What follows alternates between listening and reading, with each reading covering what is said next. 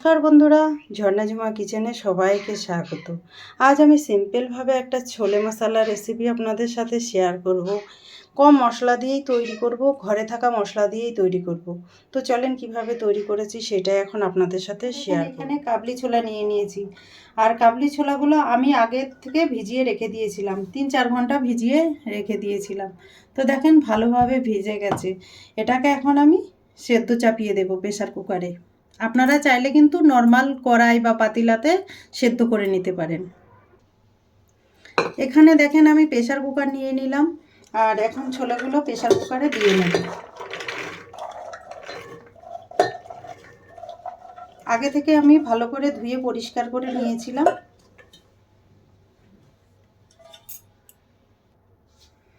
এখন আমি দেখেন ছোলের মধ্যে জল দিয়ে দিচ্ছি।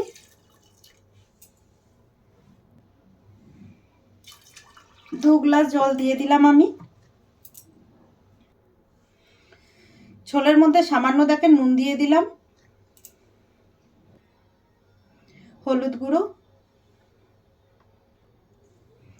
দিয়ে দিলাম, একটা তেজপাতা, একটা বড় এলাচ দিয়ে দিলাম, আর দেখেন দিয়ে দিলাম সামান্য দারচিনি।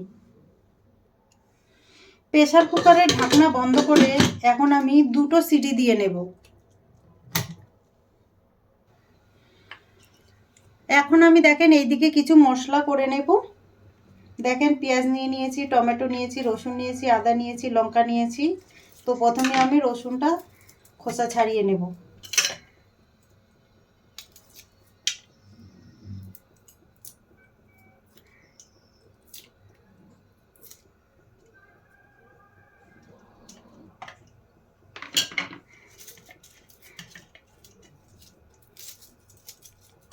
সব রসুনের খোসা ছাড়িয়ে পরিষ্কার করে নেব।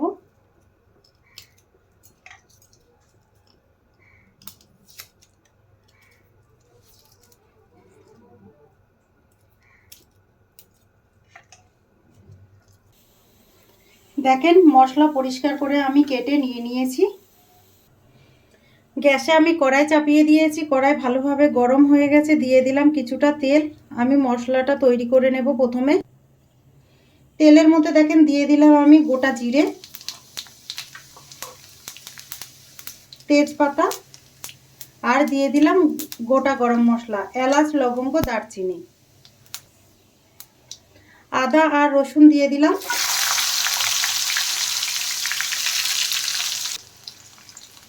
দিয়ে দেব কিছুটা পেঁয়াজ।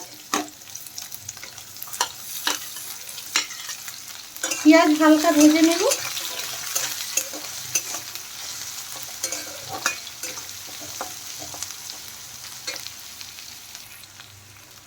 এখন আমি দিয়ে দিলাম দেখেন 2টো কাঁচা লঙ্কা দিলাম, আর 3টে আমি কাশ্মীরি মির্চি দিয়ে দিলাম। এইগুলোতে কালার হবে কিন্তু ঝাল হবে না। আর দিয়ে দিলাম দেখেন কেটে রাখা টমেটো। টমেটোগুলো আমি বড় বড় করে কেটে নিয়েছি। আপনাদের কাছে যদি এই কাশ্মীরি লঙ্কাটা যদি না থাকে, সেক্ষেত্রে কাশ্মীরি লঙ্কার গুঁড়ো যেটা আছে সেটা দিলেও চলবে। এখন নেড়ে চেড়ে ভালো করে আমি মশলাটা কষিয়ে নেব।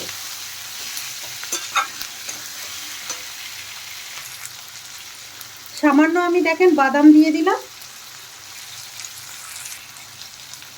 নুন দিয়ে দিলাম। নুন দিয়ে দিয়েছি এই জন্য তাতে টমেটো আর পেঁয়াজ অনেক নরম হয়ে যাবে। এখন ভালো করে কষিয়ে নেব আমি।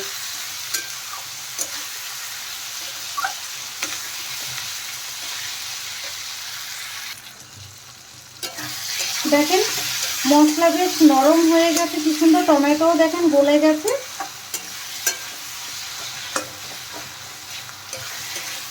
এখন এই মশলাটা আমি ঠান্ডা করে তারপরে মিক্সিতে পেস্ট করে নেব। দেখেন মশলা তৈরি হয়ে গেছে, গ্যাস এখন আমি বন্ধ করে দিলাম, আর এটা ঠান্ডা করে তারপরে পেস্ট করে নিচ্ছি।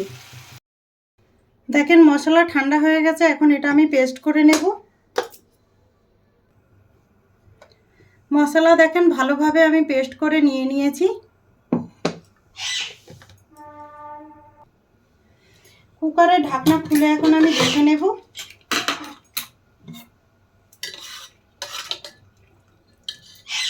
দেখেন ছোলা খুব ভালোভাবে সেদ্ধ হয়ে গেছে। গ্যাসে আমি কড়াই চাপিয়ে দিয়েছি আবারও। গ্যাসে দেখেন কড়াই ভালোভাবে গরম হয়ে গেছে। এখন দিয়ে দিলাম তেল। তেলের মধ্যে দিয়ে দিলাম কুচনো পেঁয়াজ। পেঁয়াজ হালকা ভেজে নেব।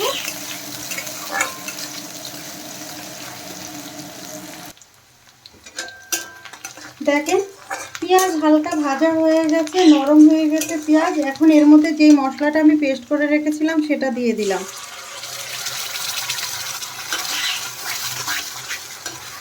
দিয়ে দেওয়ার পরে ভালো করে আমি কষিয়ে নেব।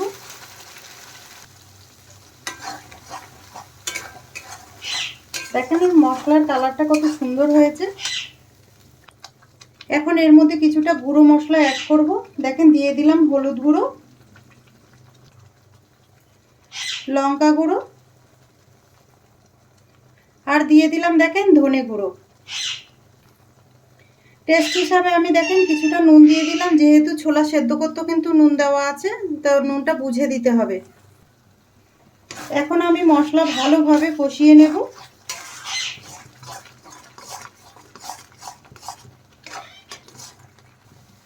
মিক্সির জার দিয়ে কিছুটা দেখেন জল দিয়ে দিলাম।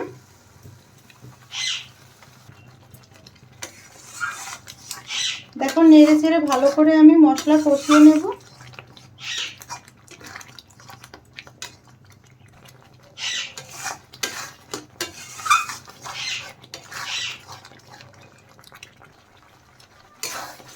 দেখেন মশলা ভালোভাবে কষানো হয়ে গেছে। যেহেতু আগে মশলাটা আমি আগে কষিয়ে তারপরে পেস্ট করেছি, সেই জন্য দেখেন মশলা খুব ভালোভাবে কষানো হয়ে গেছে।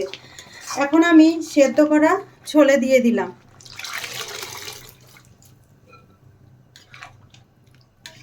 নেড়ে চেড়ে এখন ভালোভাবে ফুটিয়ে নেব আমি।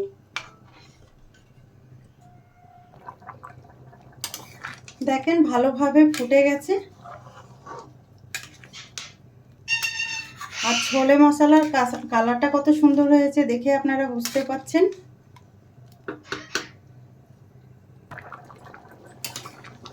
দেখেন গ্রেভিটা কিন্তু অনেকটাই গাঢ় হয়ে গেছে। এখন আমি এর মধ্যে দেখেন কিছুটা গরম মশলা গুঁড়ো দিয়ে দিলাম। দেখেন তৈরি হয়ে গেছে। এখন আমি নামিয়ে নেব।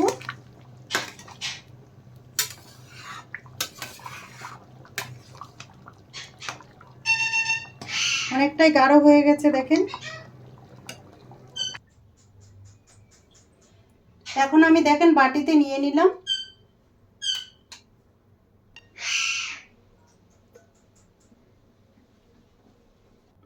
তৈরি হয়ে গেছে ছোলে মশলা। এই রেসিপিটা যদি আপনাদের ভালো লাগে তাহলে আমার চ্যানেলটাকে সাবস্ক্রাইব করবেন, লাইক করবেন, কমেন্ট করবেন আর অবশ্যই শেয়ার করবেন।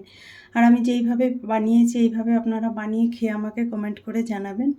ভিডিওটা দেখার জন্য আপনাদের ধন্যবাদ।